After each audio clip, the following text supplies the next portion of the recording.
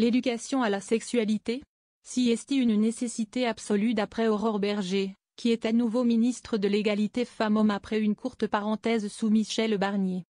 Elle fait passer le message sur les ondes de RTL ce mardi 24 décembre, alors que ce sujet a fait l'objet d'une fronde conservatrice sous le précédent gouvernement.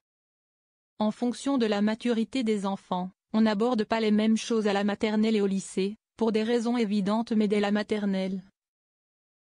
On peut expliquer à nos tout petits enfants que personne n'a le droit de toucher leur corps, que personne n'a le droit de leur faire du mal, explique Aurore Bergé. Avant d'insister. Ce que veut dire oui, ce que veut dire non, ça si est-il une nécessité absolue quand on parle du consentement. Ça veut dire apprendre le respect, ça veut dire apprendre l'égalité entre les filles et les garçons, le respect vis-à-vis de toutes les familles qui existent dans notre pays tout simplement. Qu'elles soient hétérosexuelles, qu'elles soient homoparentales, et ça si est-il une nécessité encore une fois. Priorité. L'éducation sexuelle dans les écoles, collèges et lycées, est obligatoire depuis 2001, à raison d'au moins 3 séances annuelles, mais cette disposition est, dans les faits, peu respectée.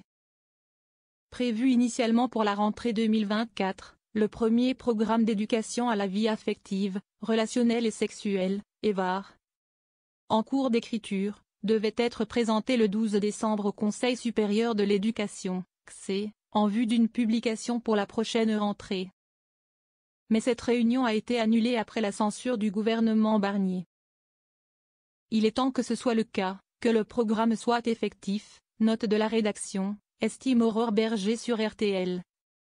Précisant en avoir parlé d'hier soir, lundi soir, note de la rédaction, avec Elisabeth Borne la nouvelle ministre de l'Éducation nationale et assurant que ce sujet serait évidemment une priorité. L'éducation à la sexualité fait depuis plusieurs années l'objet d'une offensive d'organisations conservatrices qui a gagné en vigueur en novembre avec les déclarations d'Alexandre Portier, alors ministre délégué à la réussite scolaire. Ce membre de l'ex-gouvernement Barnier avait notamment déclaré que le projet de programme n'était en l'état pas acceptable, déclenchant une passe d'armes entre des sénateurs de son camp, LR, et des macronistes, dont Aurore Bergé.